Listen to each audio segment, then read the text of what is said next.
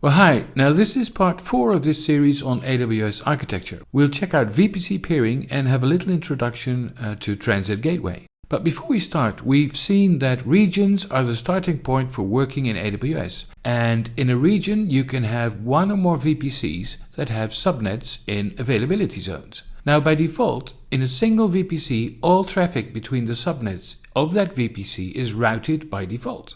All private IP addresses in these private subnets are routable without any interference. But what if you want a virtual machine that lives in a subnet in VPC A to be able to communicate with another virtual machine in another subnet in a different VPC, so in VPC B for example? By default you cannot. And this is where VPC Peering comes in. A VPC Peering connection is a direct network link between two virtual private clouds. Peering allows resources like virtual machines or databases to communicate with each other if they live in different VPCs using private IP addresses as if they were on the same local network, even if these VPCs live in different regions, so you can peer across regions. And this is referred to as inter-region VPC peering. All traffic travels over AWS's secure private backbone, never via the public internet, making it faster and a lot safer. So with peering you can, for example, replicate your data from one VPC to another, or you can run global applications that users from different parts of the world can access without having to traverse the public internet. And also its setup is easy, and you need no additional adapters or appliances or anything that will cost you money. Simply set up a peering relationship. Now this is all very nice, but there are some strict rules that you must keep in mind. The first one is that you can have no overlapping subnets, so the two VPCs must have distinct non-overlapping CIDR blocks, so each resource has a unique, non-conflicting private IP address. If your VPCs overlap, peering simply won't work. Now here's two real-world examples of overlapping address spaces. The first one is an exact overlap. Attempting to peer these two VPCs will fail because their entire IP space is identical. There's a full overlap, so AWS simply does not permit creating a peering connection between these two.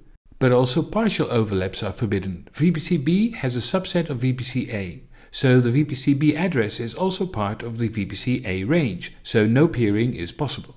Another important understanding is that transitive peering is not supported. So peering VPC1 with VPC2 and peering VPC2 with VPC3 does not mean that VPC1 and VPC3 are also peered. So 1 to 1. You should peer VPC1 to VPC3 as well. So in other words, you always need a direct line. Now what about this transit gateway? Imagine you have a couple of VPCs that you peer. In order to be able to route the traffic between these VPCs, you will have to manage the routing tables in the VPCs to route your traffic correctly. That's not a problem, but what if you have many more VPCs that have peering relationships? Setting up the routing in each individual VPC may become a pain in the neck. Transit gateways act as a central hub or router in the cloud to make it easier to create multi-VPC architectures. So the routing is managed at the transit gateway level, which makes it more advanced than standard peering. Think of it as a solution for when direct, simple peering is simply not enough. So instead of peering each separate VPC to every other VPC, you attach the VPC to the transit gateway. So traditional peering is no longer needed. So in summary, we've seen that peering is a way to privately connect two VPCs even across regions. And you should keep in mind that you can't have overlapping subnets and there's no transitive peering. And when things get really complex, then consider transit gateway. Now part 5 will be on local zones, which are an extension of a region.